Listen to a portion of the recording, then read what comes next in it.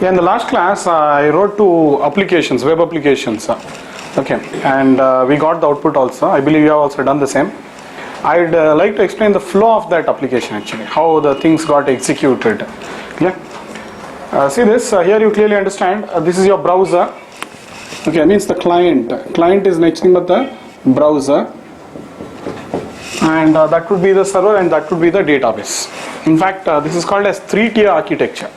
3-tier architecture. 3-tier architecture means client, server and database. The tiers I'll be introducing very shortly. But what exactly is happening is, see, we should think it from the broad angle.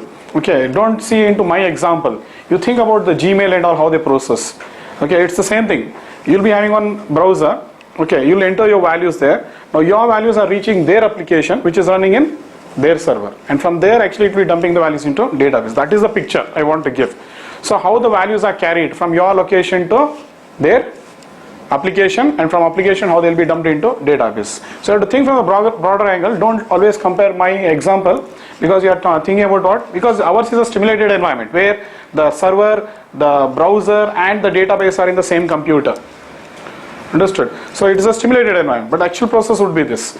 So let's see now. We tried to write the same application. So yes, the user makes the first request for which one now? Signup.html now.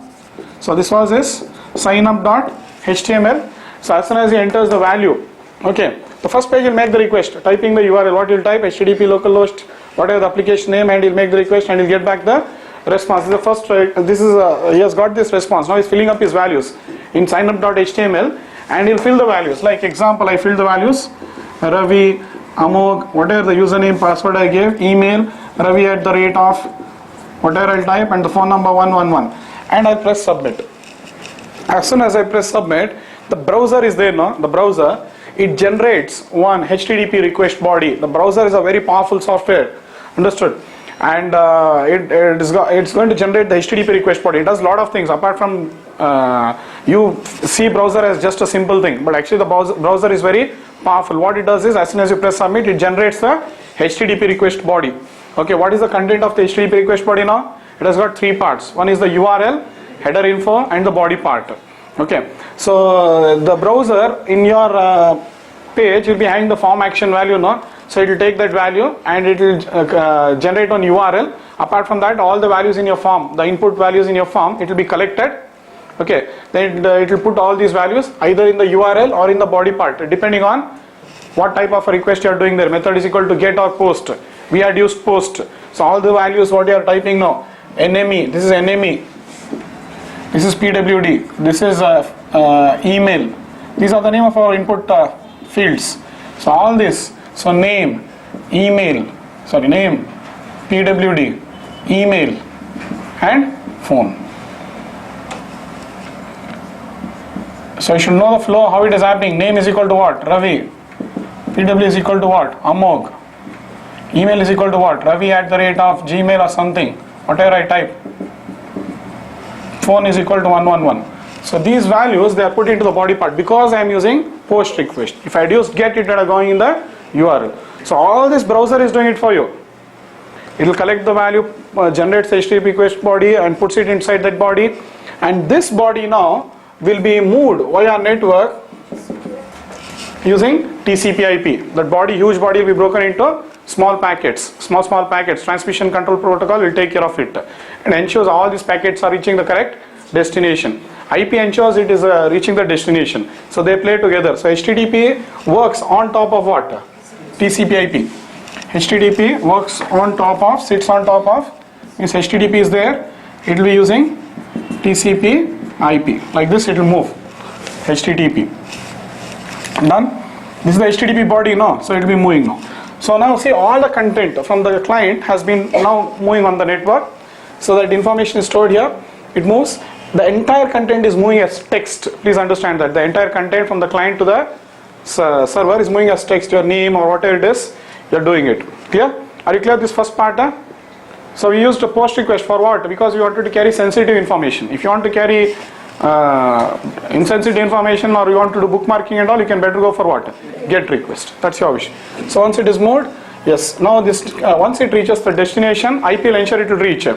TCP what it will do? It will rearrange all this into one unit and hands it over to the server. So the server knows how to communicate with the browser. The JWE server, no, they are called as HTTP servers. All your JWE servers are HTTP server, means they understand what is HTTP. So after accepting the request, they hand over the control to the container.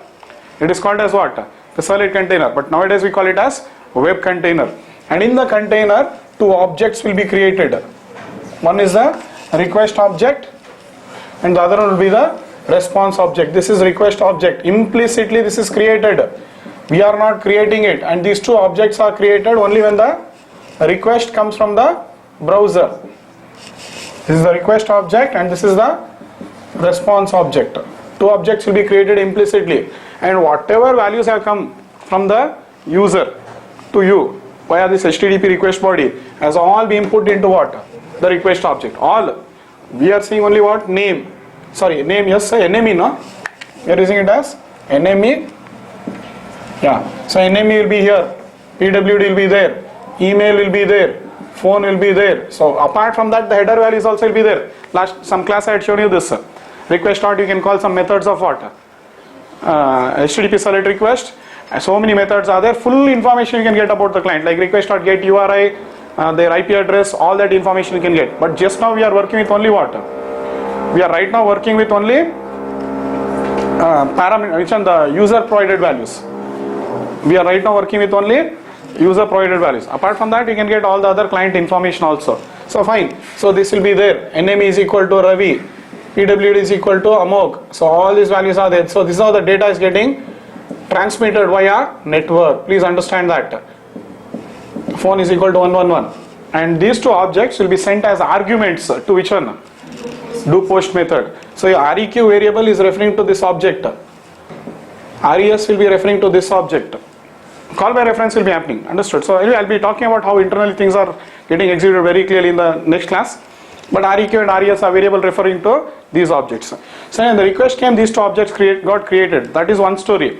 Along with that, the object of customer servlet also is created. Understood? So like this, many objects are getting created in the server. Your servlet object gets created, request object gets created, response object gets created. Like this, all objects are getting created in the server.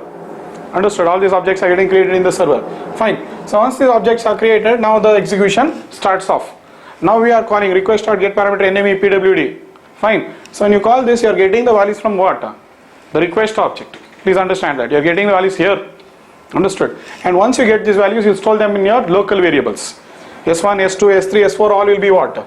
Means if you get the phone and email, they will be in local variables. But the life of this local means the life of these variables.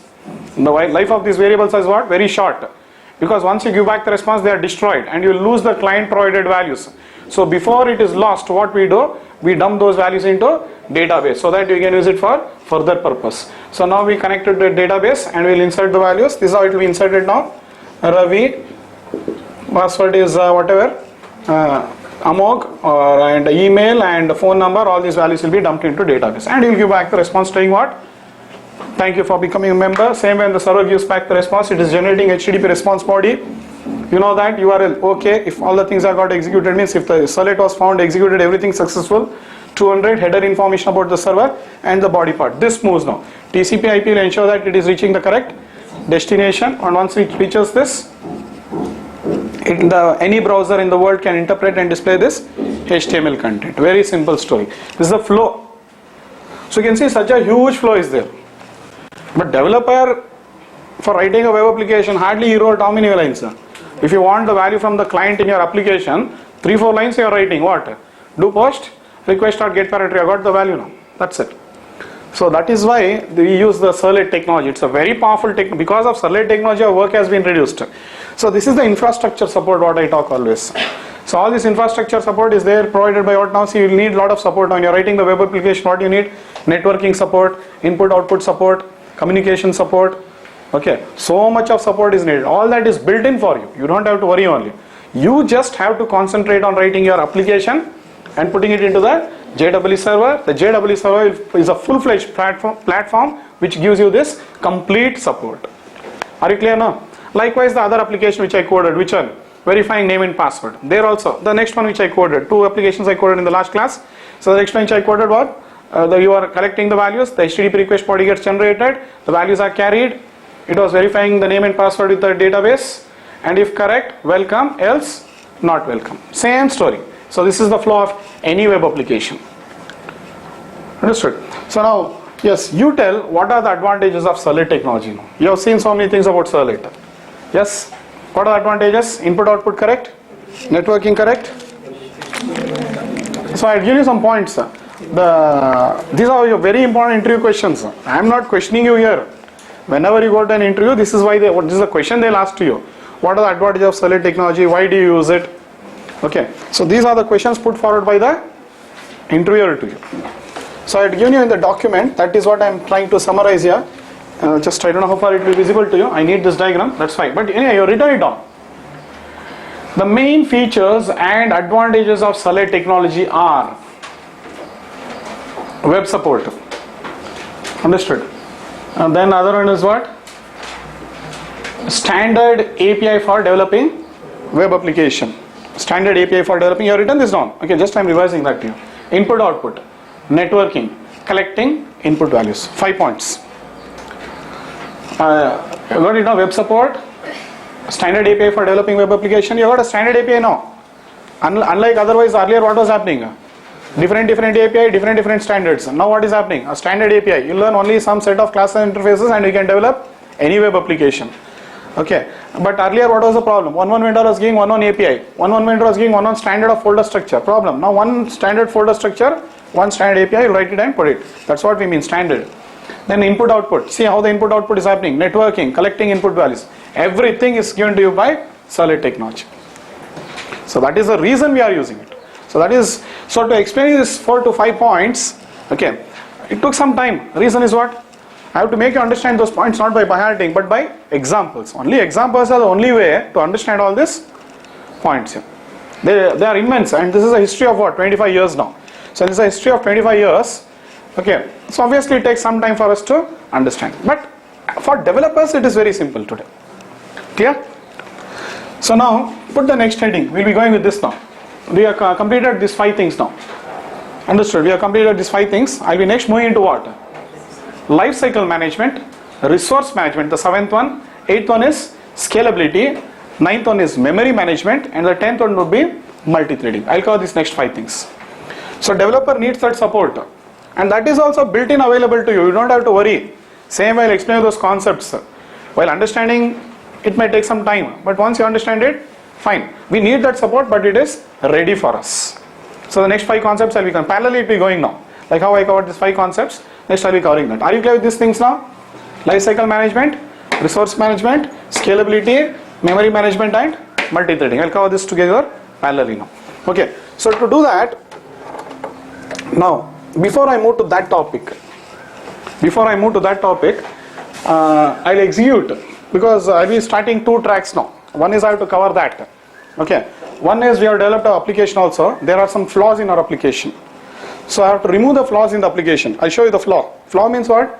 It's not that my application will not execute. My application got executed, it dumped the values into database. Yes or no?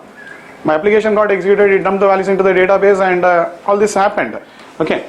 But there is a simple flaw in the application. Error is not there. There's a difference between flaw and error. Okay. Error means you will not get the output. Understood? And some errors will be there. Flaw means you are getting the output. There are some defects. That is what I'll show you. So clear? See this. Okay. So first I'll show you that flaw also. Okay. And along with that I'll be covering that topic also. Which one? The lifecycle management. All those topics will be moving parallelly. 2 tracks I'll start now. See this. So first I'll get the output for you. Start your server. Say I'll insert some values into database today also. One more record I'll insert. See this flow. First I'll show you the database. This is the database. Just manage. I'll clear off all the things. Just a few things. Already I've seen this output in the last class.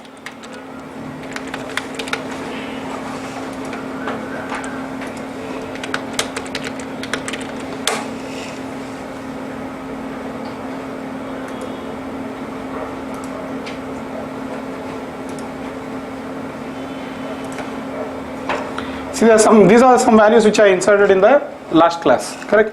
So what I'll do now, see again I will insert one more record. I'll open one browser now, see this, or I'll do it from Eclipse, fine. So you can make the request. See, one more way, easy shortcut. You are typing your which are HTML name now.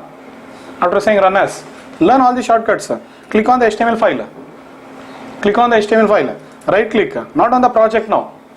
Not on the project. Click on the right click on the HTML file. Run as, run on server. Next, finish. It will open up. Directly it will open up the HTML. Done. So all shortcuts you learn in Eclipse. Step by step I should go on showing you shortcuts. Fine. Say I'll insert some value now. Some value I'll take what are the values already available here? Ramesh, Vinay, Rajesh. I'll take any other name you give.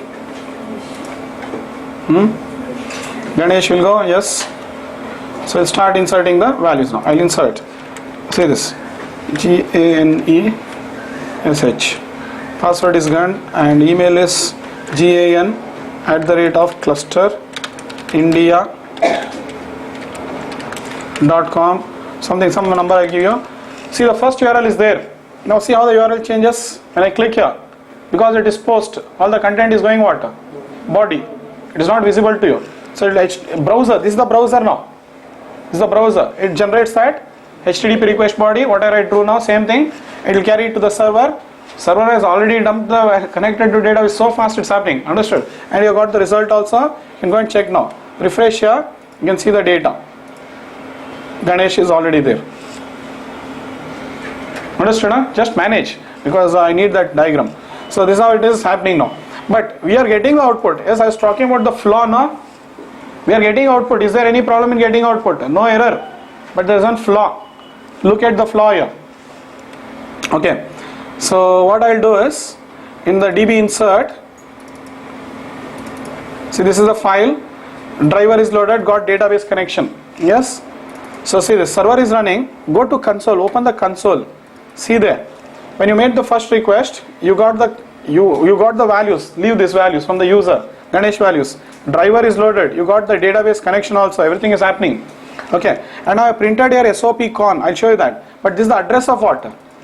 Connection object. This is the address of the connection object. See this. SOP con. You can see this. What you have done. SOP got database connection plus con I am printing now. That is nothing but the address of that object. Okay. So now see, one more request I'll make now. One more request I'll make. One more user will try to log in now. Think that is another user. Or I'll open up in outside only for your comfortableness. See, this is the user now. This is the user. He is logging in. One more name you give now. Revati. Okay. Revati. Then Rev email is revati@gmail.com or anything, let it be. Phone number is 6666. Done. Same story happens now.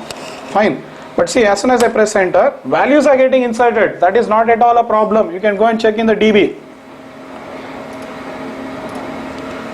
Data you can see there. Revati has got inserted. It's not a problem for us. It is getting inserted.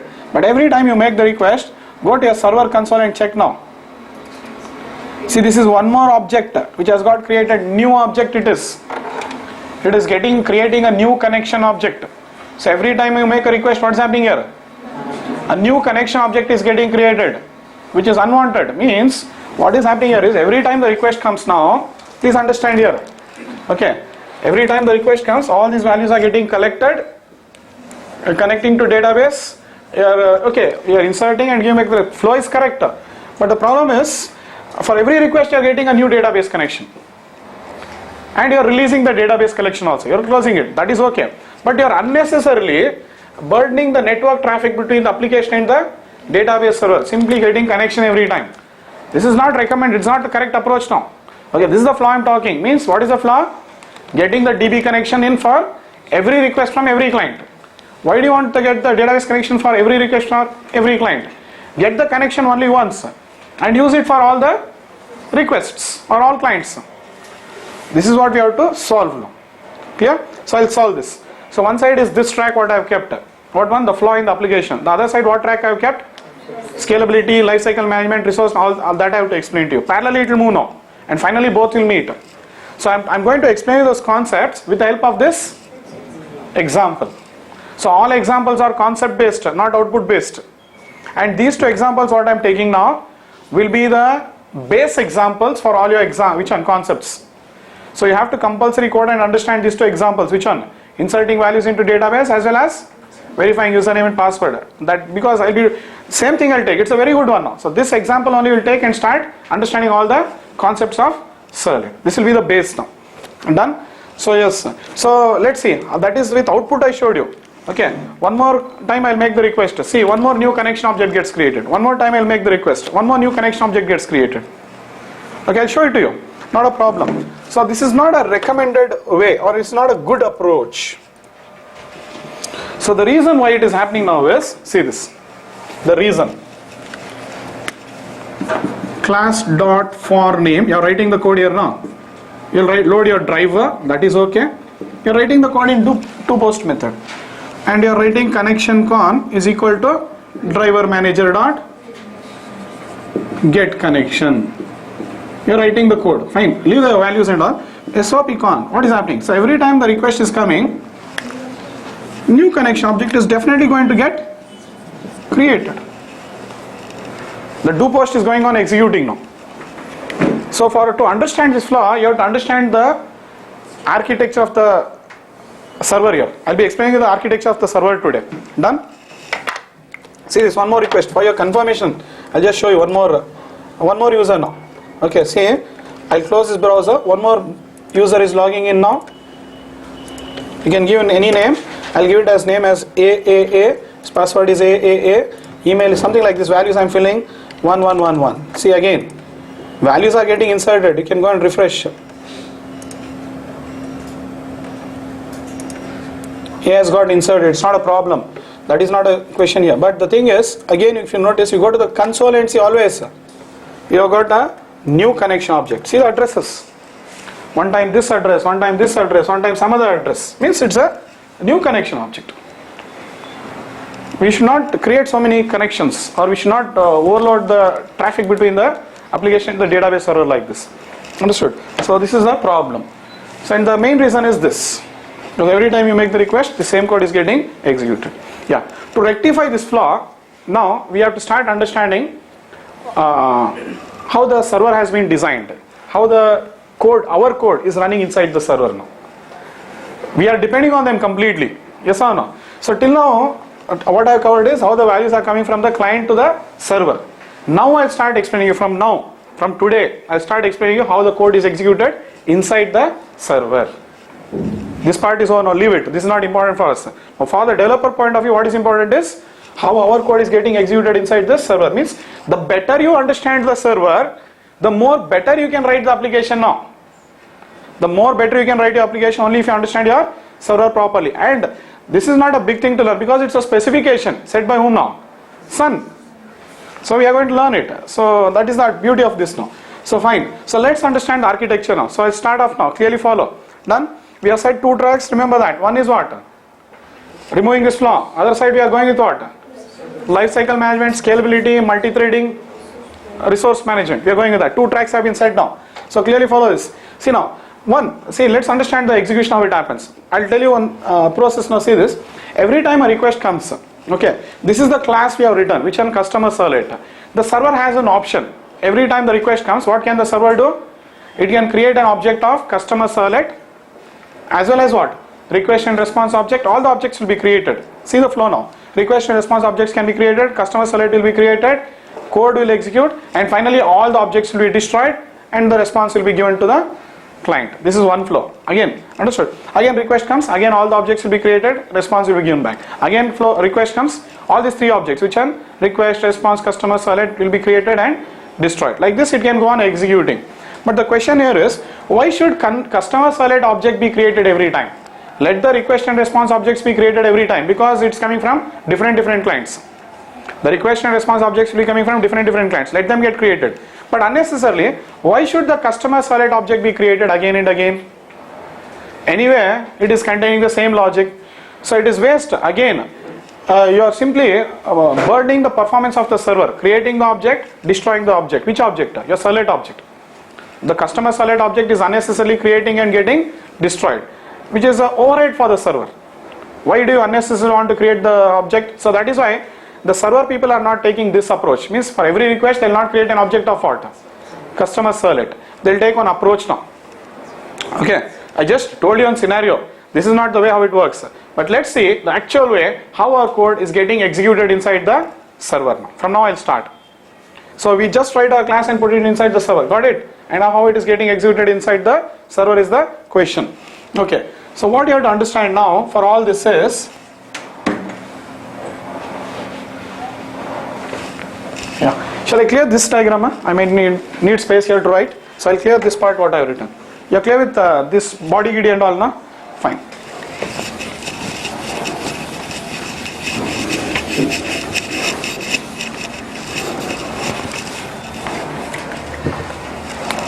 See, understand this point now.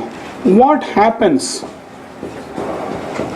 when you start the server? This is a very important question here. When you start the server now, what is happening? When you start the server, the question is this. When you start the server, what happens? Thing is, you have to understand many things will happen. Just I'm highlighting the few important points now. Many things will happen when you start the server. Understood? Just one point I'll highlight now, which is very important for us. A thread pool will be created. Understand what happens here? When you start the server, a thread pool will be created. Now, thread pool means what? It is a pool which is containing some threads. That's it. So see, when I start the server, see, this is what is happening here. Some threads will be created now. These are all threads. And they will be kept in one pool. This is the thread pool. Many threads will be there when you start it. Done? Fine. Now what happens? This is what is happening when the server starts. Now what happens when the request comes? There are two things you have to understand. What is happening when the server is starting? What is happening when the request is coming? Yeah? So that was the question. You got the answer. Next question. What happens when the first request comes to the servlet? First request comes to servlet. First time the request will be coming to the server. Means you have deployed your application. After starting the server, what you have done? You have deployed the application. Now the first request is coming to your servlet. You know the flow. URL will be identified and it will come to the servlet now. So answer. First point. See this. What happens? Servlet instance will be created. Are you clear with this flow? Second point. Okay. One thread comes out of the pool. Let's understand why the threads have been created now. One thread comes out of the pool. Then next, the thread creates request and response objects. When it is creating the request object, what it will do? It will retrieve all the values from the HTTP request port and put it there. So request object is getting created implicitly. Leave it. So then what does the thread do next? Thread invokes the do post method or do get, whatever method. Do get or do post method. It will invoke it. And completes the execution. It will execute the logic. Completes the execution. So after that, next what happens? Okay. After the completion is it will thread destroys what? The request and response objects. It will destroy it. Thread will destroy it. These two objects will be destroyed now. Done? And response is provided to, sorry, it will complete the execution. Response will, okay, that is, then, okay, we'll leave that. Thread goes back to pool. Servlet instance is not destroyed and waits for more requests from other client.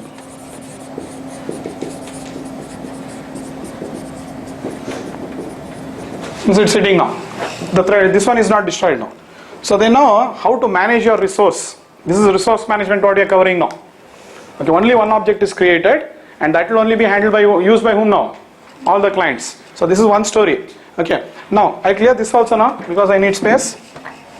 Shall I clear this? So this is first request, what has happened. Next, let's say what happens when another user makes the request. Means second request. When the second request comes. This is question number 2. Now the third question, question 3. What happens when the next, second or next, anything, second or next request comes to the servlet?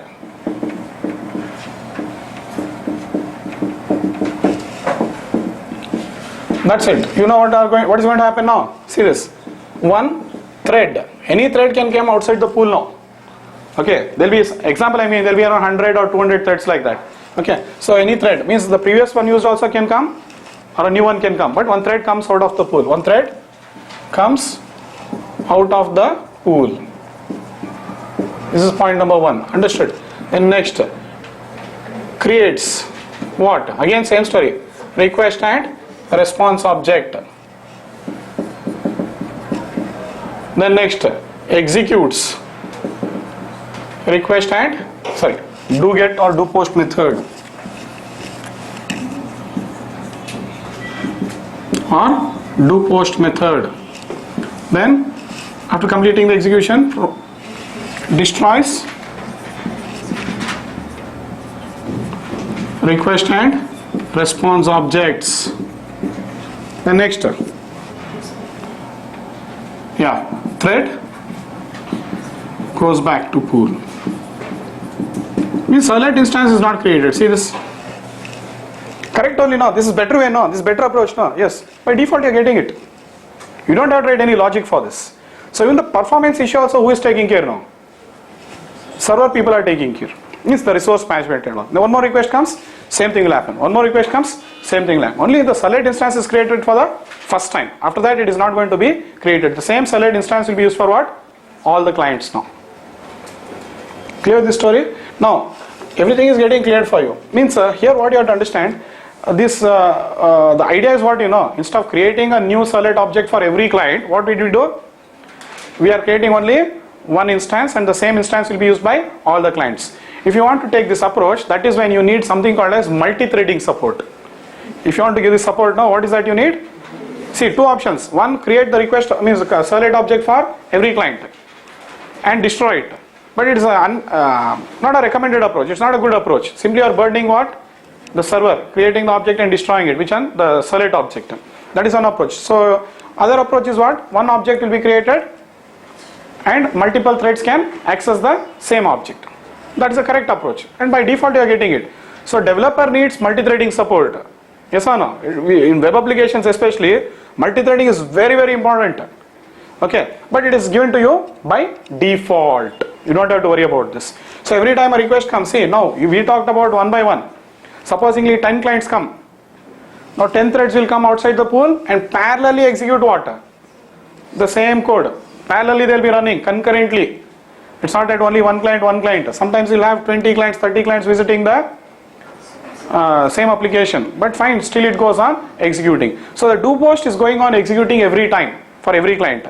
So that is your problem. Since you are getting a connection here, for every client you are getting what? One new connection object. This is the reason. So what you have to understand now is, you should understand how to write your code properly and put it into the server. You should see to that you need only one connection. So do post is a method which is getting executed every time a request is getting executed. Made. Every time a request is made, this do get or do post goes on executing repeatedly like this. Done with this, we'll solve that problem. So here, now coming to everything is okay here. Only one thing what is pending is, what is this thread pool? What is this what is multi-threading and what is thread pool now? That I'll explain to you. Multi-threading support is needed. They are creating threads and maintaining a pool. Okay. But what is this thread pool? See, the thing is, this pool gets created when the server starts. Understood?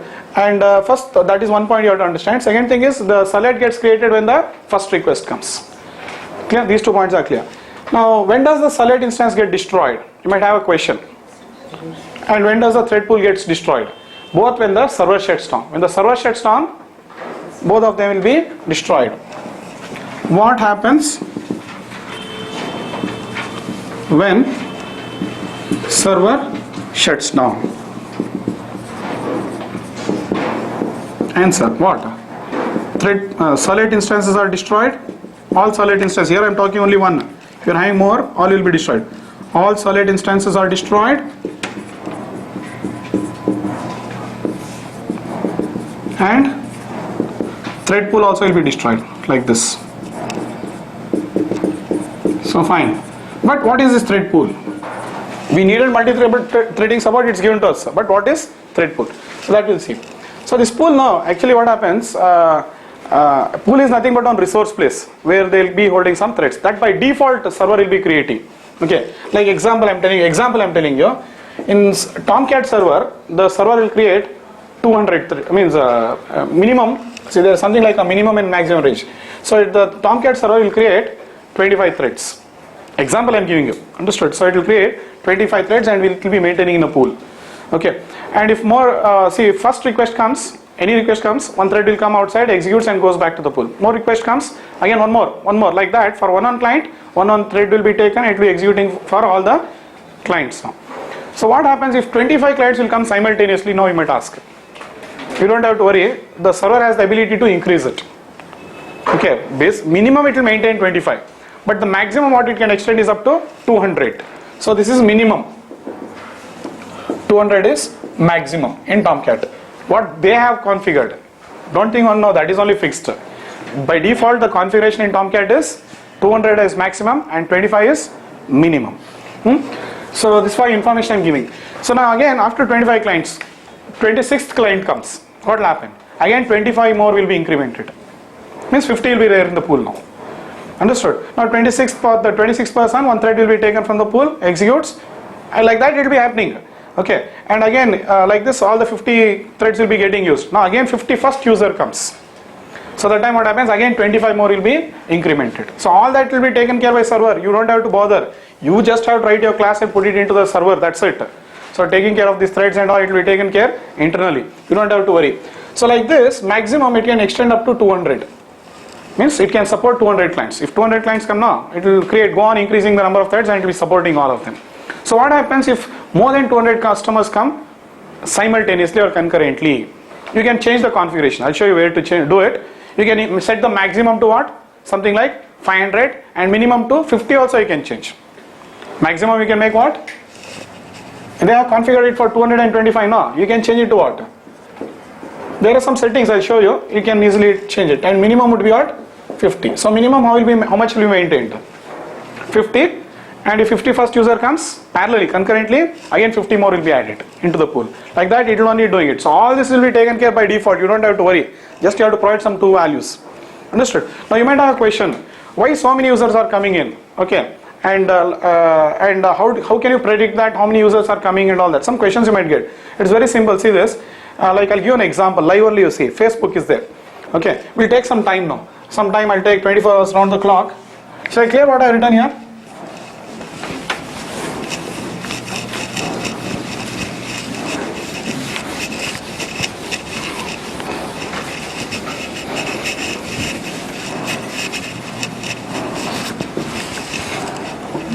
See, let's say we'll start from morning 6 o'clock to 9 o'clock. This is what I'm taking on 24-hour schedule I'll take for Facebook. Assume that 6 o'clock to 9 o'clock very few users will be there for what? Facebook. Say around 10 users are using it. I'm taking it on a scale of 100. That is the scale I'm taking. Means more users will be there. I'm taking it on a scale of 100. 9 o'clock to 10 o'clock the users might increase to what? Say 25. From 10 to 25. So then 11 to 2 o'clock again they might increase to 50. 2 to 5 some free time, so then again it might extend up to 60. Now 5 to 7 peak time, it might extend up to 90 or 95 also, like that. More users will be coming in. See the variation how it's happening. Sometimes they are less, sometimes they are more. We can't predict how many users will be coming to your application. 5 to 8, then again 8 to 10, again it will reduce. Say it will go down to 50, then 10 to 12 o'clock it might go down to 40, then 12 o'clock to 2 o'clock it might be 5, and 2 to 6 o'clock morning, some user might be there who is very much addicted to Facebook and is always online. Understood? So like that, one. So like this is a variation. So you don't know how the users will be. So that is why what they do, they'll set the maximum and minimum. Okay, means when the users reduce, what will happen? No, the thread pool will destroy the thread instances. When it is needed, no, it will increase it. Supposingly 25 users are there. We will go with this one now. Okay, first one. Okay, so more than 25 users come, it will increase. Again up till 50 it will be handling. Again 50 more means again some more user comes. Again 25 more will be added. So up till 75 it will be supporting. Again one more user gets added. Again 25 will be added, like that. Okay. Now at one time all 200 will be used. Correct? Huh? But slowly the users will start logging out. So when the count reduces, say 174 clients are using now. 25 will be destroyed. Now again the count will reduce. 25 more people are logging out. Say 149 is the count. Again 25 more will be destroyed. Like that it will go on. But minimum 25 is guaranteed in the pool. Minimum 25 is always guaranteed in the pool for, means it will be ready, always waiting for the clients to make requests. So this is the flow what they are, means this is the flow what is that, means this is architecture of the server now. So got the idea now. So the time, and so this is how, and that you don't have to worry about creating, increasing this thread pool size and all that, you don't worry. It is in fact taken care by the admin people, the network people. They'll always be observing it. How many requests are coming and all that, they'll be observing it and they'll set the time. And this means depending on the time they'll increase the threads, means they'll set this maximum and minimum range will be set by the, see one thing you have to understand, there are many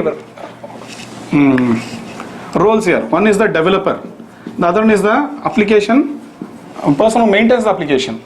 So the person who maintains the application will be taking care of all that. He'll be observing your application. So he'll take care of that. So our duty still remains this one only. But you have to understand how scalability support is given to you. So it's a big subject, but we are not even writing one single line of code for that. Yes or no? We need multi-threading support, we need scalability support, we need resource management. But we are not even writing a single line of code for all this. All this is built in support for. So this is the concept what you have to understand now. Now, the maximum threads here also, there is one limitation. And that maximum threads depends on the hardware capacity. Now you cannot say simply maximum threads as 1 lakh. That depends on your hardware capacity. It means your RAM, processor speed and all that, it will depend. So that now what happens, say now once hardware will have some limitation. Say it can support what? Some limited number of users. Say 1000 or 2000 or 10,000 or 1 lakh also, it will have one limitation. Now what happens if more than 1 lakh users come? That question you might have now. So there is a solution for everything. You don't have to worry. I'll show you all these solutions. Okay, but as a developer, remember your duty is only writing this Java file. Write your business logic. That's it. Done? So I'll explain you. See this now. See, first initially you will develop a good application and host it into the server now. And you are predicting 1 lakh users, and all the 1 lakh users will be coming now. This is one server number 1, and this is your application, my app. You have deployed it. So this hardware has got a limitation now, say 1 lakh users, correct? So initially when the application launched, it was supporting, but after 1 year or 2 years, especially in networking sites, you can't predict the number of users, like Facebook, Gmail and all, no? They are networking sites, you can't predict the number of users only, and you can't restrict them. So more than 1 lakh comes, what will happen now? You can't make the user wait. If he's not feeling the application comfortable, blindly go to some other application. That's when how they make it scalable is, so they'll take one more server now, with some more good hardware.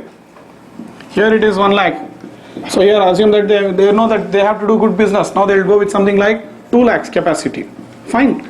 So they'll again deploy the application like this in every server. Understood? Meanwhile here what is happening is, see this is the client. In between now directly the request will not come to the server now. In between they'll bring one load balancing server. It is called as load balancing server.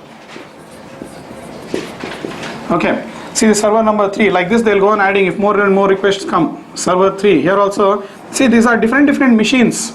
In all the application, in all the machines what they are doing, they are deploying the application. So when the request comes now, okay, and okay, this will be having the threads now. This will be having the thread pool. Say 1 lakh threads here or 2 lakh threads here, say again 1 lakh thread, like that they'll be having. So when the request comes now, the load balancing server will decide which server is free and it will deviate the request to that particular server. Like this it will deviate.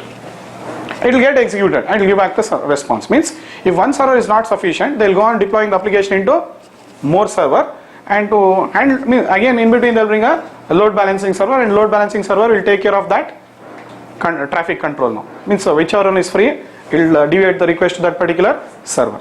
Like this, the flow will go on happening now. Are you clear with this? But you don't have to worry in this big scale also now. Because the reason is we are writing applications for enterprises or organizations. And definitely when you are writing an application for an organization, so you will be knowing the number of users. Obviously, supposing I am writing an application for insurance company or an hospital, so definitely you will be knowing what?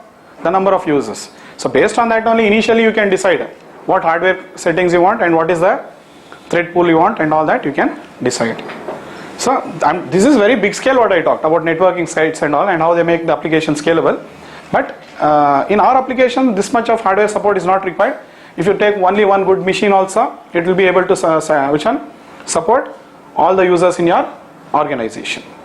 And that maximum and minimum threads is always configured based on the number of users making request at the same time concurrently.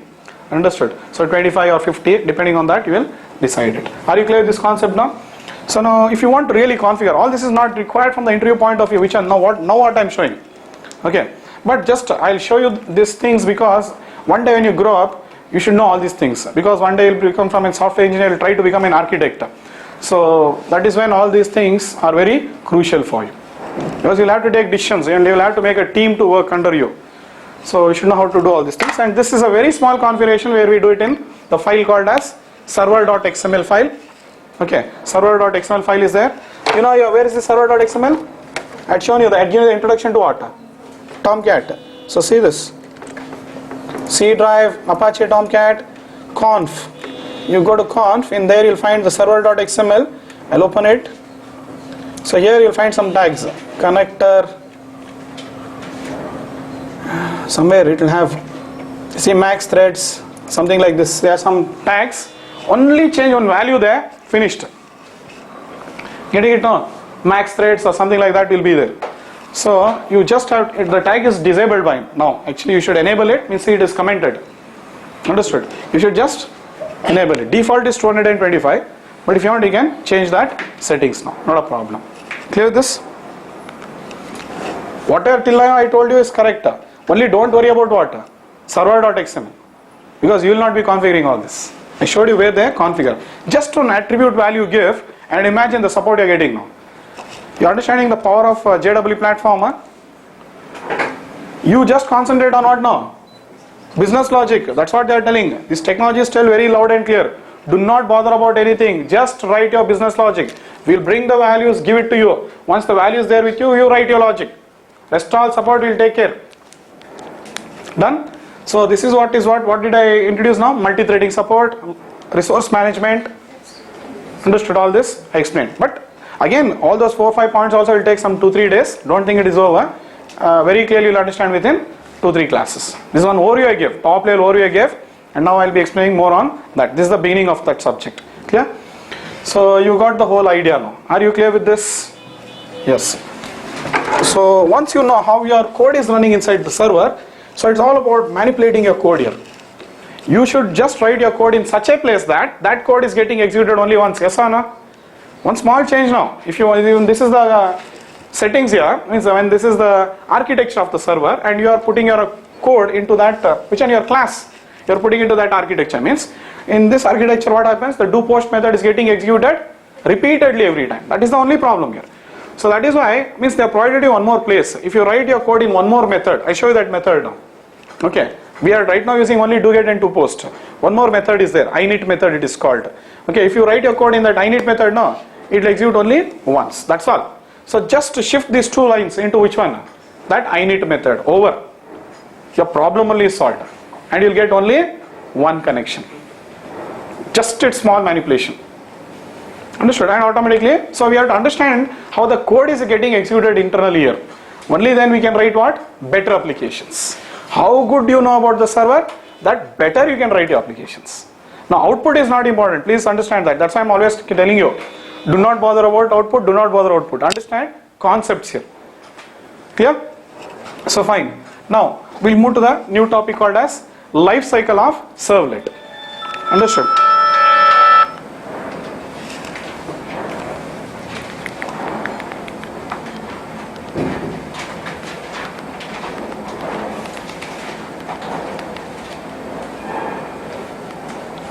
Okay, we'll be seeing a new topic called as Lifecycle of Servlet. Shall I clear this now?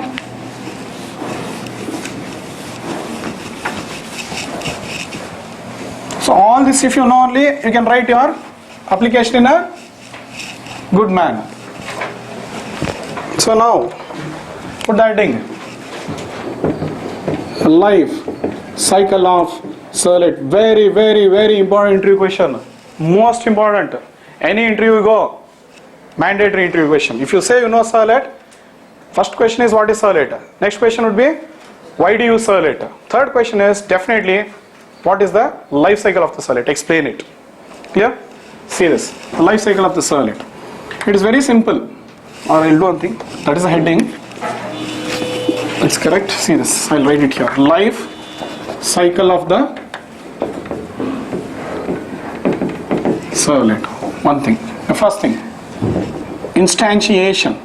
Means an object of your Servlet has to get created now. Otherwise how will your code execute? Instantiation has to happen. And how does this instantiation happen? The class will be loaded into the JVM. I'll be explaining this very clearly. Do not worry. So as soon as the URL comes, you know the URL now, form action. Okay, and you'll be having the URL. So when the server gets that value, it will identify what? For that URL, what is the Servlet name to execute? Name, and finally what? The class will be identified. That class will be loaded into the JVM. Who is doing all this, sir? Container.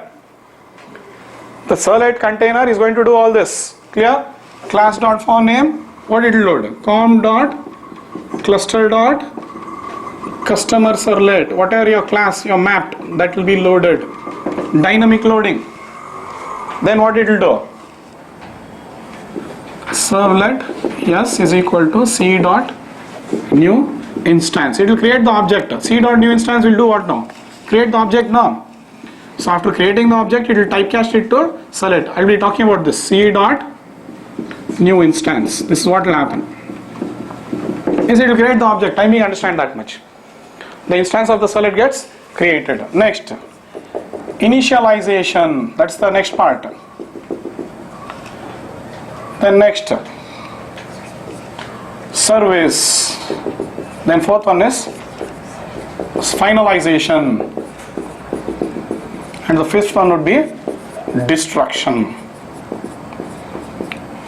A very simple story here. Destruction. Means instantiation means object will be created. Container will load it and it will create the object. For doing initialization now, they have provided you a method called as init method. Public void init. It's a method name. Servlet config. Now this is a parameter. Parameter of what? Init method. That we are studying the API now. Library. Now service, for service now means this method will execute only once. See, life cycle you see here clearly. Instantiation will happen only once. Initialization means init method. If you write it in your class, till now I didn't write it. But today I will use it. If I write my code in my init method, it will execute what? Only once. That's all. But service, it will execute n number of times. And this is supported with the help of what you know? Do get and do post method. Means one more method is there. Service method, do get method, do post method. Any of this you can use. We'll be seeing it. So service will go on executing n number of times. Done? Then fine. This finalization, okay, for finalization, there will be, you have got one more method called as destroy method. Means finalization means what? See, the difference is only this much. Anything you want to initialize, write the code in init method. Okay, you means anything, means any resource like database connection and all that you want, you initialize it in init method. In service method, go on using it. And in the destroy method, you release the resource. See, before the object gets destroyed, you have to release the resource now. Yes or no? It's always important. Connection is always open now. If you write your code in init method, what will happen now? You are not getting a new connection every time.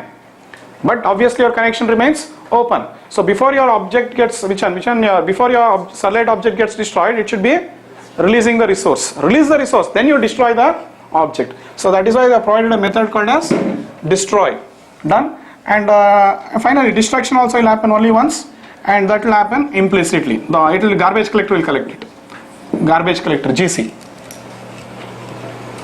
So this is a flow. So you have to understand the servlet has 5 life cycle stages. Okay, instantiation, initialization, service, finalization, and destruction. Okay, so we will be using only 3 methods out of this, because object will be created automatically, you don't have to worry. Destruction also will happen automatically, you don't have to worry. So we just have to learn how to use these 3 methods now. Means what code you write in init method, what code you write in service method, or do get or do post, or what code you write in destroy method. So I can tell it to you theoretically, but if I show it with an example, it becomes more clearer. Concept is this. To clear this concept, I'll give an example. Understand examples like that. Yeah? So this is the story. This is life cycle of the servlet. And for your understanding, I'll write one more thing which you have forgotten. Life cycle of Java object. Same thing. See, we are comparing now. There also what will happen? Instantiation, correct? Then what will you do? Initialization. I have covered this in Core Java for you. Third one is what? Service. Fourth one is what? Finalization. Same story. Fifth one is destruction. Now how is this supported? Instantiation you do it with the help of new keyword. Or you can also say, yeah, generally you say box B is equal to new box hello. So there we are creating the object. But here the object is created by the container. The servlet instance is always created by the container only when the URL is identified and all that. Understood? Initialization you take the help of constructor. Okay, service you do it with the help of any method. There is no fixed rule. You can write any method, M1, M2, M3 you can write. Okay, finalization you do it with the help of finalize method. Means anything you initialize, you will release it here. Destruction will happen implicitly. And it is taken care by whom now? Garbage collector, GC. So I am comparing both the objects. So both are normal Java objects only, but one is that is also an object, this is also an object. But there is a huge difference between a servlet object and a normal Java object. This is what you have to understand now. There is a huge difference between a servlet object and Java object. This Java object will run in JVM now. Understood? Any JVM it will run. Any JVM you can create the object and it will run. But the servlet object lives and dies in the container only. So we have slowly started seeing the meaning of container. Okay, so the servlet object lives and dies in the container only. It cannot run outside the container. Container is a special runtime environment which has the implementation of what? API, servlet API and all that. Special runtime environment. I am introducing you the container. Understood? So it lives and dies in the container. Are you clear with this? Yes, sir. So first you got the difference between the life cycle of these two things. Next we'll see one more difference. Very interesting difference. What is the difference? This is one over, leave it. So next, difference between a normal Java object and component. The servlet is technically called as a component. From now we'll stop using the word called as object. We say what? Component. So I'm introducing new terminologies. So let's see the difference. Component, left side, right side, normal Java object, means Java object. The first difference, it lives and dies in a container. Means without the container it cannot execute. Which one? The component. Like this you'll see many components from now. Servlet is a component, JSP is a component. Spring also, many classes are what? Components. EJB, component. So these are all containers, one by one which you will learn now. Servlet container, JSP container, Spring container, EJB container. These are containers. So one container, if you understand properly, any container you can understand very easily. So one first container will take time now. Which one? Servlet container will take time. JSP container will become easy. Once you know JSP, those two, which one? Spring, EJB, whatever you learn, they will become easy to you. So now it lives and dies in a container. Which one? The component. But this, it lives, the normal Java object lives and dies in a JVM. Done? Clearly understand a component. Okay. It has life cycle methods. It has life cycle methods. Like example, servlet is having what? init, do get, do post or service, and all are categorized into one category, either service or do get or do post. Okay, but from now on I'll start using the word service. Instead of do get, do post, I'll say service. So it has lifecycle methods, means fixed init method only, service method only, destroy method only. Okay, it has lifecycle methods. So here it does not have lifecycle methods. You can have any method. It does not have lifecycle methods. Then these lifecycle methods are called implicitly. It is predefined. Your container now it will call what? init method only, service method only, or destroy method only. If you write any other code in your class, it will not call. Understood? So lifecycle methods, lifecycle LCL, right? Lifecycle methods are called by container implicitly. Please understand this. It knows, container knows when to call. It knows when to call init method. It knows when to call service. See, when is the do post method getting called? When the request is coming. Unnecessarily it's not executing, no. Container knows exactly when to call the do get or do post method. When the request comes, it will invoke it. When the request comes, it will invoke it. This is the flow here. So here, methods have to be invoked explicitly by the developer. So like this, slowly you'll understand the difference between what? Component and the object. Till now you have worked with objects. So you really took time to understand what are objects, yes or no? Obviously you'll take little extra time, little, I'm not telling so much, to understand what is a component. Little time you'll take. And that's it. You'll understand what is the difference between a Java object and component. Done with this? So fine. So this is the difference between this. So now I show you how to use this. Now we'll come back to our lifecycle topic. Okay. So servlet is a component now and it is going to have lifecycle methods. Which are the lifecycle methods? init, service and destroy. These are the three lifecycle methods. So when you're writing a Java class, understood? When you're writing a Java class, okay, you can use these three methods. And what code you want to write only, execute only once, put it in init method.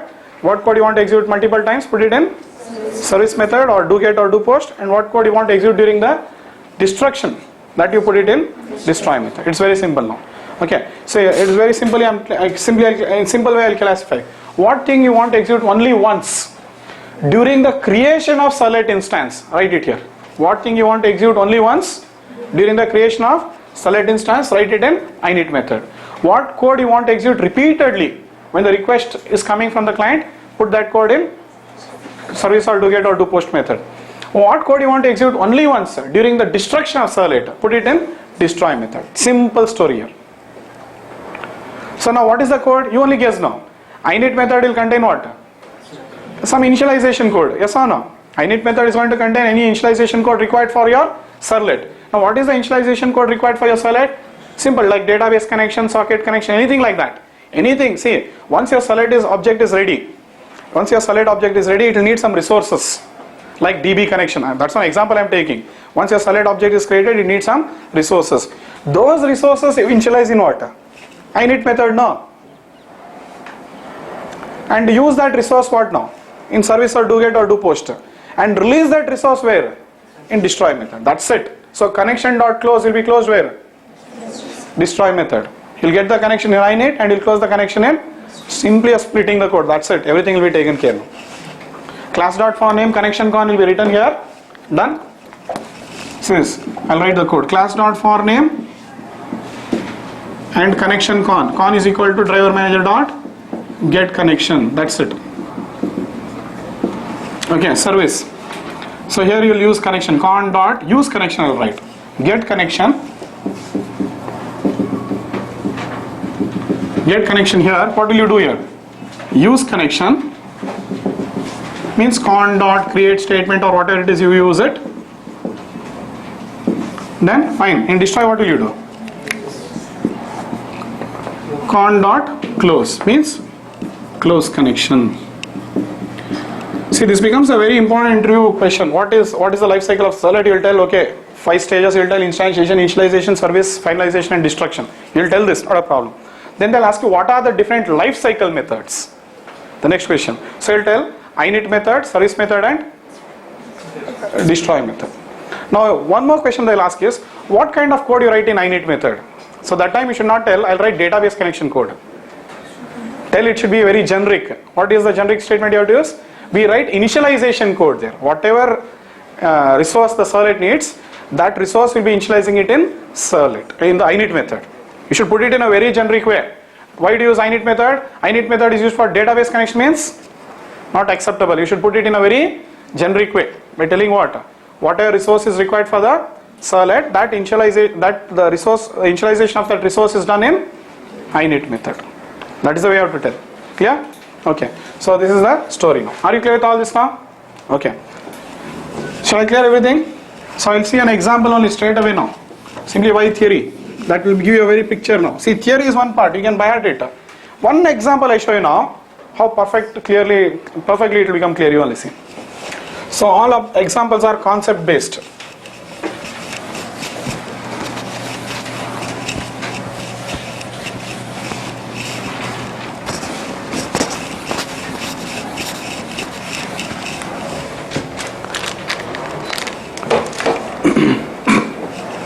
See, I'm writing an example here. Okay.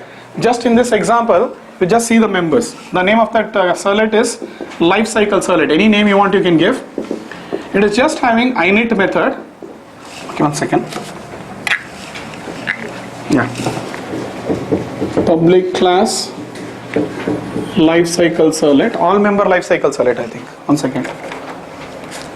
The name of the class would be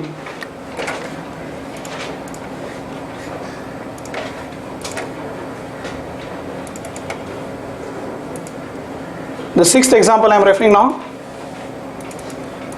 All member lifecycle servlet. This is the example.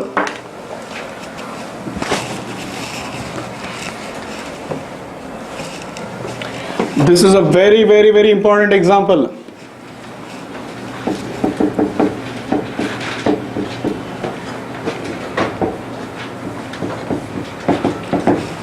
Done? The name of the class I give it like that.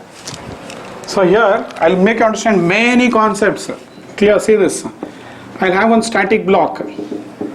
I'll have one instance block. I'll bring one constructor. All member lifecycle servlet. I'll write one constructor. Then I'll also write what? This is a constructor. Then I'll write one init method. Then I'll write service or do get or do post, anything. All will execute, no problem. Then I'll write destroy method. So here very clearly you'll understand when I make the first request, what will happen, you know? Static block will execute. You know when the static block is executing, when the class is loaded. Then when the object is getting created, c.new instance. That time, instance block will be executed. And along with that, c.new instance will call what always? The default constructor. So we are not writing the constructor here. So that's why the default constructor will be added in your class. So it will be called. And then, this is the constructor. Then, init will execute. And for the first time, it will execute do get also. When the first request comes, all will execute. But when the second request comes, only service will go on executing. This will not execute only. Okay. See, this is how the class is. Till now, how you have written your class, you know? You have written class, customer servlet, yes or no? You are writing code like this. And in this, you are writing only do post. That's all. You are not writing any other code. In fact, you have not observed the class properly. You are writing one method there, only one method. Inside that method, you are writing all your code. That's all. Properly, if you observe, that's what you have done. Fact is, your servlet class can contain other methods also. Like, which one? These members. These are the only possible members what you can have. But we never write this. But for your understanding purpose of the subject, I am telling you. We'll never use what? Static block, instance block as well as constructor. There are technical reasons which I'll be clearing in the next class. But what you have to understand is just today you understand how to use these things which are very important now. These you will never use. But why am I telling you is the story I am telling you. It is nothing but Java only. Class is getting loaded, object is getting created, constructor gets executed, then init method, service method and destroy method. This will execute. Means first time only till here, next time onwards only service, and then again finally when the object is getting destroyed, destroy method will be executed. Means when the servlet instance is getting destroyed, before getting destroyed what it will do? Call the destroy method. That is finalization. So this is the story. And you have done, till now you have written this. Finally, you know where I am summarizing? members of the class. If you're strong in Java, this is cakewalk now. You're in your class, what you're doing now? Writing so many members. So you'll write the members. Only you have to decide now what code you'll write in which place. So remember, this is executed, all these are executed only once. This also once, this also once, this also once, this n number of times, this is once. But technically you should understand which one when. Otherwise you will not be able to write your code. Understood? Very clearly you have to understand. This when class is loaded. Yes or no? When the select class is loaded, it will be executed. This when instance is created. This also when instance is created. This also when instance is created. This also when request comes. When client makes a request or when request comes. So that is why they are called as lifecycle methods. Understood? No? When is init executed? When client makes a request. When is destroy called? Before destruction of the servlet. Now when is the servlet destroyed? When the server shuts down. So when the server is shutting down, so first it will call what? The destroy method. First it will call the destroy method and then it will release the resource and then it will destroy the servlets. Yeah? Okay. So this is one concept I am teaching you now. Fine. And parallelly now, understand one more concept. I'll go here in the same example. See your code after writing and you'll put it into what now? Multi-threaded environment. Yes or no? You'll be putting into what now? Multi-threaded environment. So what I'll do, I'll use one instance variable here, int I, and one local variable I'll use, int z. Int I and int z I'll be using, and I'll be incrementing z++ and I++ where now? In the service method. Just I'm incrementing it. So here my idea is to show you the effect of using what? The instance variable and local variable in a servlet. This is also a very important question. Okay. All clients who make the request share the same copy of instance variable. Yes or no? Because if it is an instance variable, all threads are executing what? Same logic. Whenever a request comes, what happens? This is the instance variable now. So all clients are executing which one? Service method. So I'll write it here very clearly. I'll concentrate only on these three methods now. Which one? Class. This is okay. Here only you see. I++, Z++. Destroy. So whenever a client makes a request, it will execute what? Service now. Another kind. Service. You know the architecture of the server now. Okay. So now all clients will be using what? The same copy of instance variable. Because multiple threads, you know, in multi-threading I had covered. All threads use the same copy of instance variable. But all threads will have their own copy of local variables. Very clearly I taught you in multi-threading. That same concept I'll show you now. And the reason why I'm telling you all this is, see, you should be very, very careful when writing what? Servlet. Because your servlet is running in a multi-threaded environment. We are not going to create threads. But our code is running in a multi-threaded environment. So you should know exactly how to write this class. Which class? Your servlet class. If you don't write your servlet class properly, what will happen? You might get the output, but there will be a lot of flaws. Understood? So this is technically very important for you to understand. Which one? How the code is running inside the server. So all threads, remember this point, use the same copy of instance variable, but they'll have their own copy of local variables. Very clearly I show you this. So are you clear with all this now? We'll see the example. Example contains nothing. I'm just putting SOP. If you see the example, in that example, nothing, no logic I've written, because I want to concentrate on what? Concept. I'm not concentrating on output here. So very clearly I show you this example now, and you'll only understand this particular concept now. Once you understand the concept, this concept we'll use it for what? Our applications which we coded in the previous class. Which class, sir? Inserting values into database as well as verifying username and password. Clear? Okay.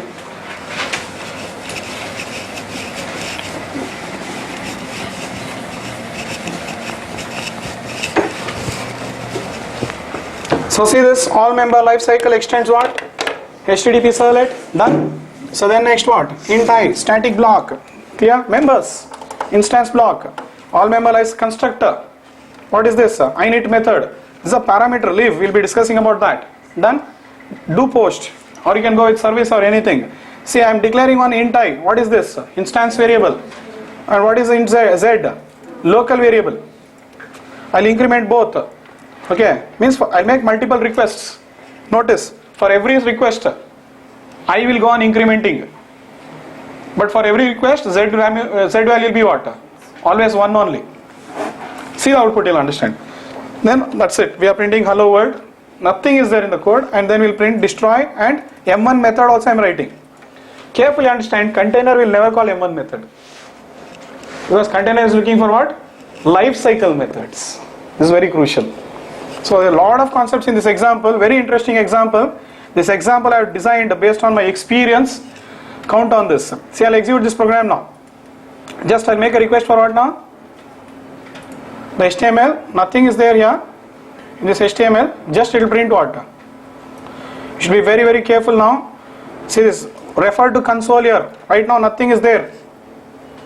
Right now nothing is there. See this, no prints are there. Server has restarted. This console you should be very careful. And see this, I have kept the console on. I'll enter some value, Ravi and Kumar, something I'll give. We are not doing anything with this value. I'll press enter. Now see, what happened? When I made the request to HTML, nothing happened. When I made the request to Servlet, things got executed. Yeah? Now, if you want, okay, I'll make the next request, another client. Okay, if you want to see this, I'll make a request to another client. I'll refresh, means another client, thing like that. So then I'll type AMOGH Amog, then some password I'll type, enter. Now see what's happening. Only do get. Earlier it was once, but now only twice. Then again, see, because your code is running in what? Multi-threaded environment. Okay, 3, it happened, request happened. Then next what? Okay, then next what? 3, third request. So then next, 4th request. Like this, you go on making the requests. What happens? Only do post is getting executed, see there. Destroy is not at all, still getting executed. So the servlet sits waiting for what? Accepting more and more requests. Finally, what you are seeing, value of I is getting incremented every time. But value of Z is what? Every time a request comes, a new Z is created. Yes or no? A new copy of Z will come into existence because it's a local variable. A new copy of Z comes into existence because it's a local variable. But there's only one copy of I, instance variable. What a beautiful architecture. Done? So this is what they have done. We are just printing hello world here. Nothing I'm doing. I'm just incrementing and printing. Clear with all this?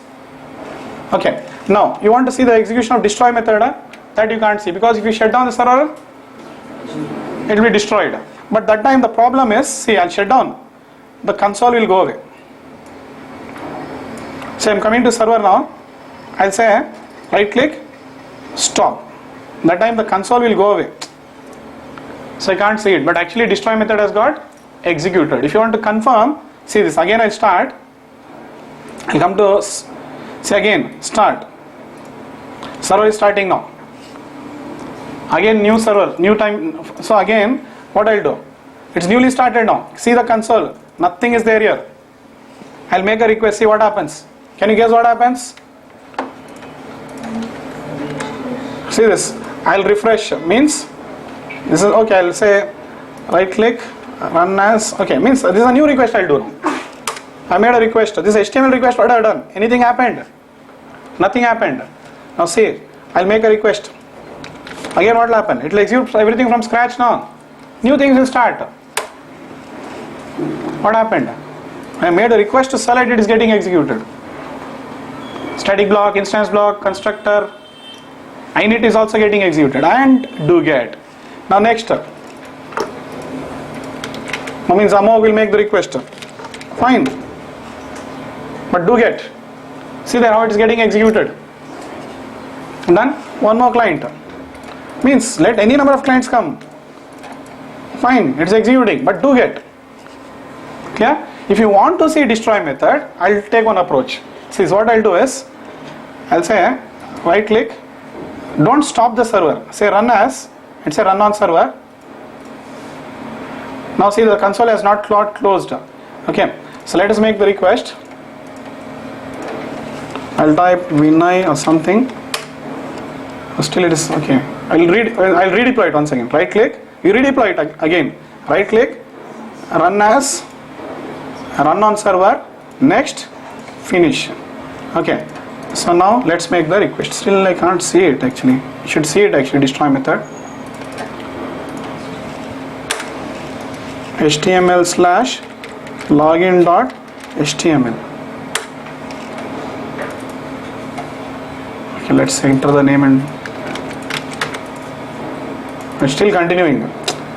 But I'm trying to show you the execution of destroy method, that's it. But not possible here. Now what we'll do, once again we'll try. I want to show that SOP of destroy method I want to show, that's it. I think it will not be possible. Run as, run on server, next, finish, done.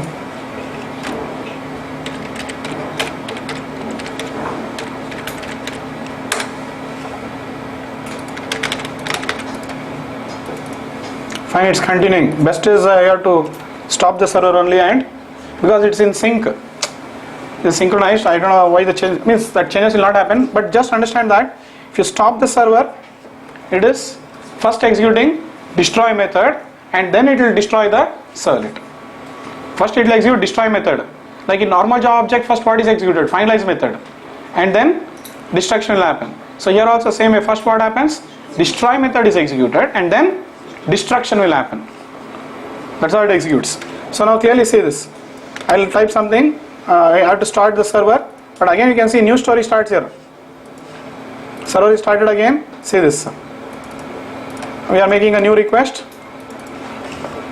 I can't show the output of destroy method. Apart from that, everything is working as I explained to you only. That output you can't see. Clear? Somewhere sometimes you'll see it. Not telling no. Okay, but you be practical now. See, once your application is ready, okay, means in production environment you think, like Citibank, State Bank of India and all that. These huge applications, what they do, they'll write the code and put it in the server. Nobody will shut down their server now. So what will happen now? As long as the server is running, your SERVLET instance will sit waiting for requests. Production you think, in lab you'll do anything. You'll shut down, you'll start, everything you'll do. But which one? These projects, which one? When they're in live, you don't have to worry. Means the SERVLET instance is ready, waiting for all the client's request. It will keep on waiting. Done? So this is what you have to think from production point. Live you have to think. So this is how it is getting executed. So you understood this life cycle. Okay, and this is the program. A beautiful example it is. With my experience, I have designed this. Okay, showing you all the concepts like what? Instance variable, local variable, then static block, instance block, constructor. I have added extra things. In fact, I have to show you only 3 things here. Which one? I need service and destroy. I have to show you. Apart from that, I am adding all this so that you get a very powerful control on how to write your servlets. It's like this. Till now it is like R&D. You're writing the code and trying to check whether you're getting the output and all that. But from now on, no, not like that. You write your code, give it to it. It should execute. It should obey your commands. That powerful programmers you should become. It's not like all these days how you are doing what? Trial and R&D, get output. You should know what you are doing and you should get that output. That should be the control of you over programming. Clear? This is how you have to code. Are you clear with this? Fine. So then next, and after understanding this concept, now I show you how to write our code for which one? Insert. Inserting what? The username and password into database. I'll write the code and show it to you, and then I show it to you. Okay, the code is ready. Okay, I'll just write it and we can compare so that very clearly you can understand when I write it here. See the previous code, how you wrote. Just understand. Customer servlet. We wrote it in the last class, means I only wrote it. Customer servlet extends HTTP servlet. You understand how I write it in short. Do get request comma response Throw select exception, IO exception, all that okay. Now next, throw select exception, IO exception, okay. Now see, here request dot get parameter S1, S2, fine. You'll get the values. Request dot get parameter NME parameter of PWD. This is okay, not a problem. Okay, then what you are saying, you'll handle the exceptions here. Try means, see how you write your code. Connection con is equal to null, you'll say. Then try class dot for name. You load the driver class. Then you'll get the connection is equal to driver manager dot get connection. Then after getting the connection, you'll use it con dot create statement. Return type would be what? Prepared statement. You can use PST is equal to con dot prepared statement. So after that, PST is the interface. I'm writing it in short. Try. Then what? You'll execute. Write SQL queries. PST dot whatever you'll do it. Fine. After that, okay, you'll do out dot pw dot println. All this is okay. Println, you'll do it. If all these things work, fine. That leave. Now come to this resource closing. Catch. You'll catch the exception, and in finally you have to close the resource. Yes or no? Which resource you are closing? You are closing both PST dot close as well as con dot close. You are closing both the resources.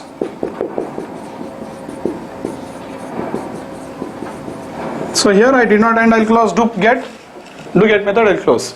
So this is the code you are writing when you are not using lifecycle of servlet. Now let's see, by using lifecycle of servlet, how do you write the code now? We'll get it perfectly. In all of flaws will be. What is the flaw here? Every time you get the which one? Request, new connection, establishing, closing it. See how much of you're burdening the network. That should not happen. Now see the same alternative here I'll write now. This is with lifecycle. This is without. This is without lifecycle support. This is with lifecycle. See class customer servlet. Okay, what I'll write? Yes, init. Now see, I want to use the connection where? I'll initialize it in init, but I'll use it in service to process the connection. And in destroy method, I'll be closing the connection. Yes or no? So connection is required in 3 methods now. Which one?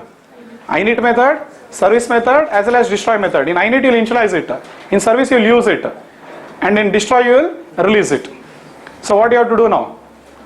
You have to make it as an instance variable. See now, you have to judge when to, you should know when to make your variables as instance variables, when to make it as local variables. You have to take strong decisions here. Yes or no? So yes, we know that class connection con is equal to null now. See, we are declaring it outside. In init method, what will I do? I'll do the initialization. Servlet config. Here I'll initialize how? Class dot for name. Write your code. Driver class. Then what? Con is equal to driver manager dot get connection.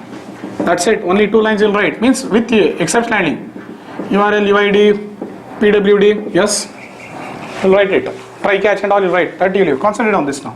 So in service method or do get or do post anything, what will you do? Use it. How? Con dot create statement in same story. I mean, so request dot get parameter S1.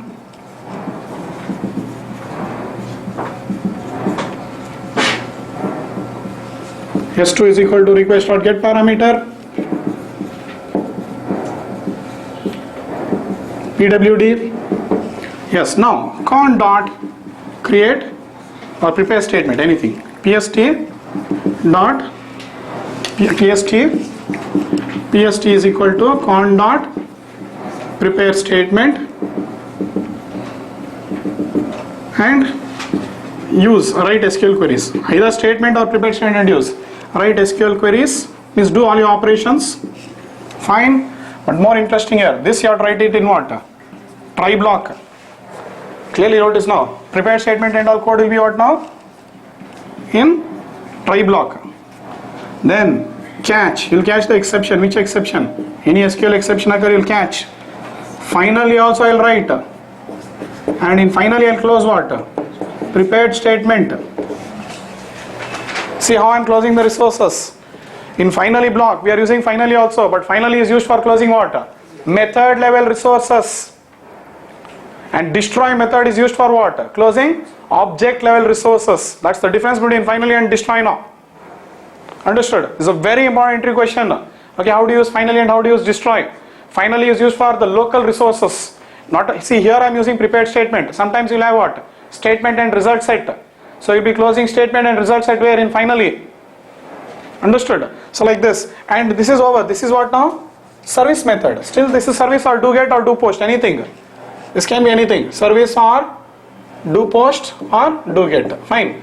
But still I have tried destroy now. So in destroy method what will I do? Con dot close. That's it. Over. So simple. You just have to split your code. Here, there. So if you know your how to write a normal Java class, you should be strong in Java now. You know what is a class? When I say what is a class, you will tell you what you will tell. Oh, I know what is a class. Okay. So here is where the story of a class comes. You should know how to write a class. Normal class I'm talking now. Which one? When to write static block, when to write instance block in your class, when to write constructor in your class, when to write methods, when to write finalize. That you should know. If you have that idea, now writing this is cakewalk here. Just we are deciding instead of constructor, finalize and all what I am using. Init method and destroy method. That's it.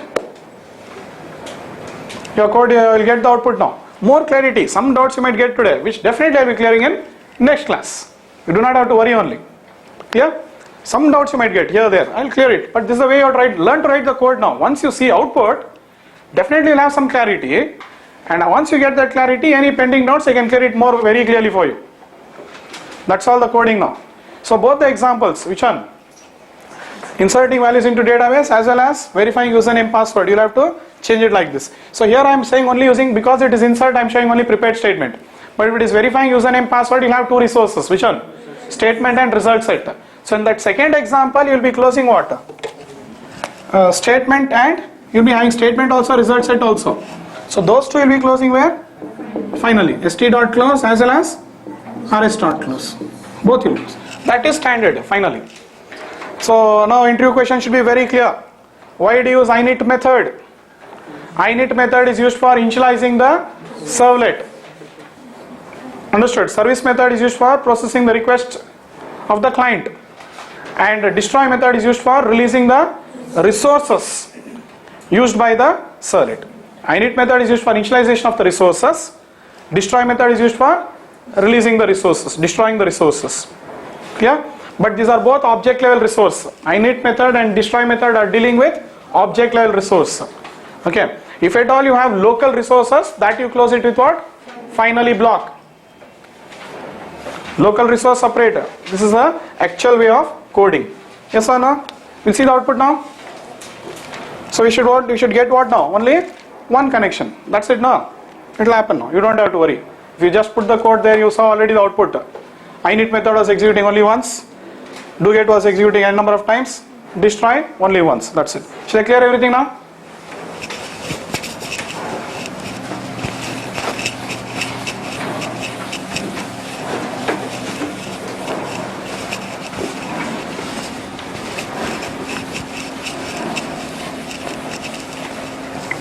This code DB lifecycle insert. Everything is same. This login.html remains same. Sorry, this is signup.html. Enter name, enter password, all this story remains same. Done? So now next, this is your servlet now. See this code. Customer servlet, what is doing? It extends HTTP servlet. Done? And in init method I am writing this code. That's it. I am getting only the connection. It's an instance variable now. So all clients will use this instance variable. Done? So that is why single connection. For what? All the requests. Then do post. What are we doing? Prepared statement is there. And if else and all that. Finally I'll close what? In the finally, closing only the prepared statement. And in destroy I'll close the connection. That's it. Let's see the output. And I put some prints. Notice, connection is there. Here I am printing connection. In do post also, I have not printed it, I'll print it.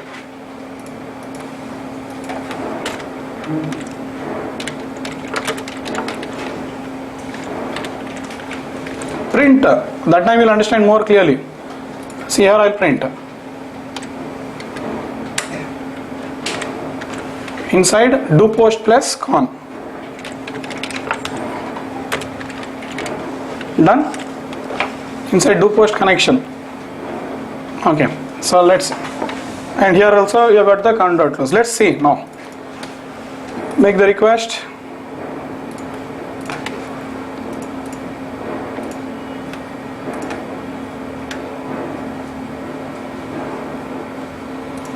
Yeah, you can see now, right now in the server console, nothing is there.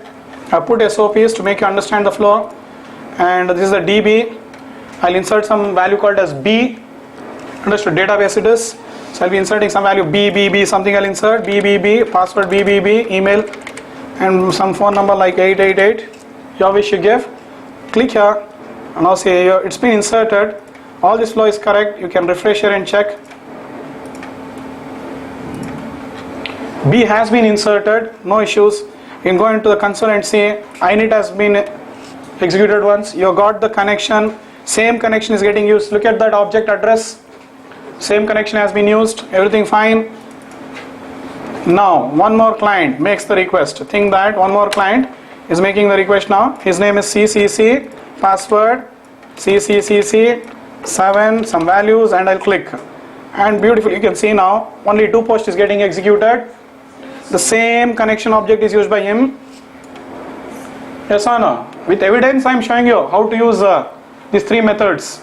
Simply I could have concluded the class. See, I could have made the class very easy by telling what?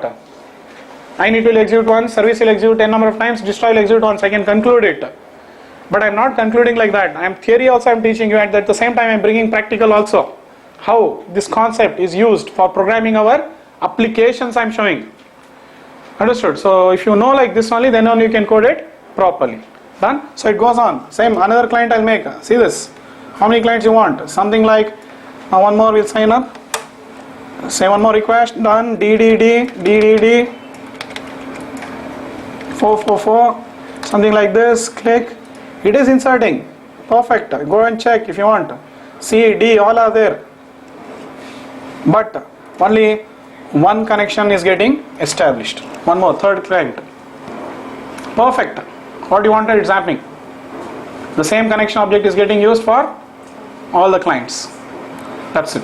Clear this? Clear? And you can see here. Okay, this is one. Now other one, DB check lifecycle. I show you the code. You can execute and check it out. Checking, verifying username and password in database now. The next one. So here what will happen?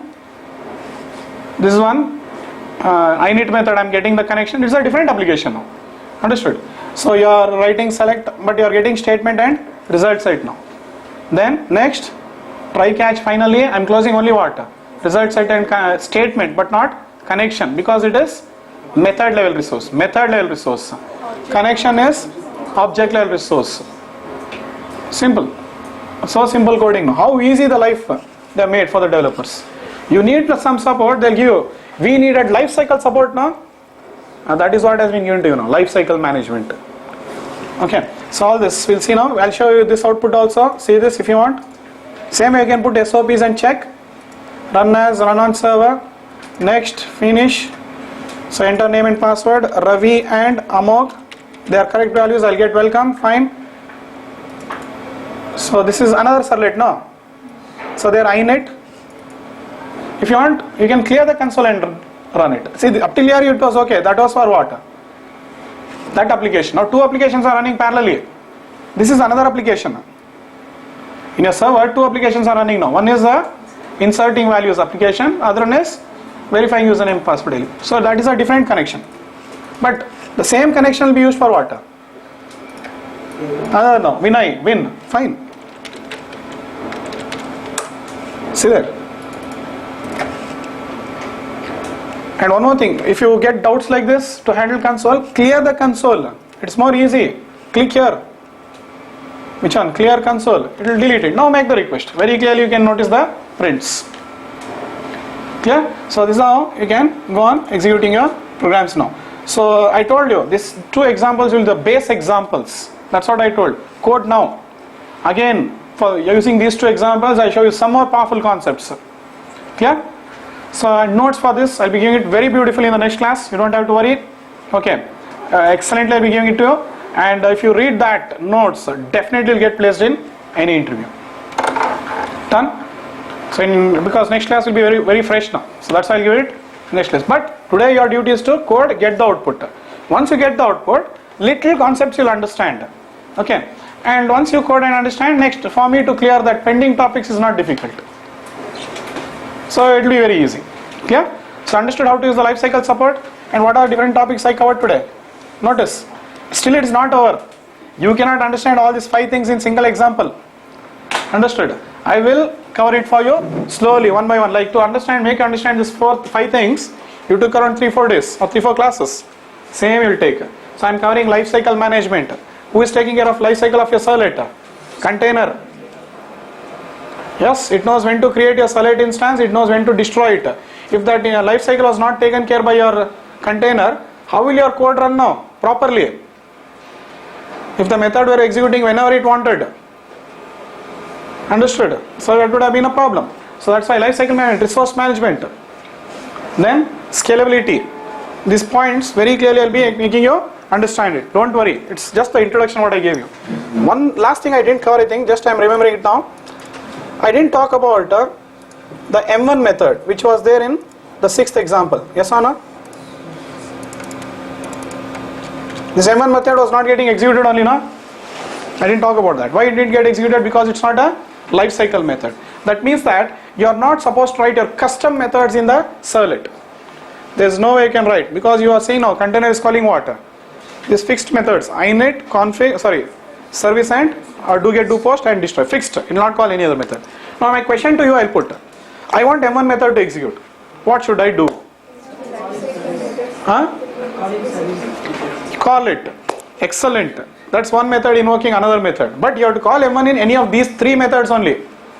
Yes or no? Now it depends now. If you call it in in init, M1 will execute only once. If you call it in do post, it will execute every time. And if you put it in destroy, it will execute only once. This is why understanding I am telling you. And never write custom methods in servlet. Nobody will write, nobody will call also. But for you to get a grip on coding, I am telling you that. There is no way you can write your own custom methods there. You have to write your own, means you have to use the same lifecycle methods. Clear? So see this, I just call it for your understanding purpose. M1 is here. Till now it was not executing. I am invoking it where now? Do post. So it will execute for what? Every request. You do it. Which one? Putting it to init, you check it out. If you put it in init, it will execute only once. Just I am showing you now. So I will deploy this.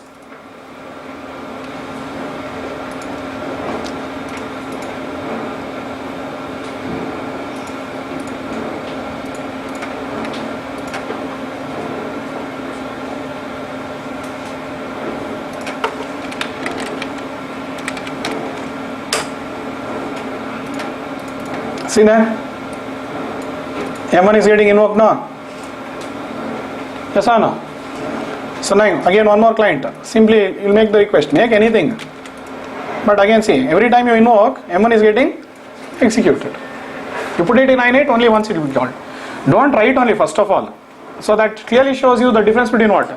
A normal object and a component. So servlet, technically we say it's a web component.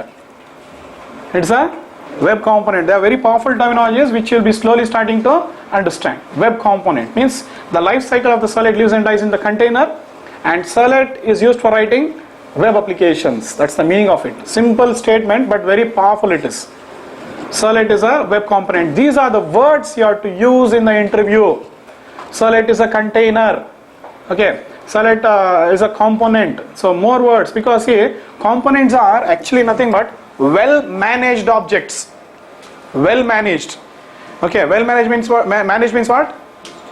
They know when to be created. Container decides when to create it and when to destroy it. Done now? Clear with this? Code this. Next class we'll be seeing more interesting things. That's it.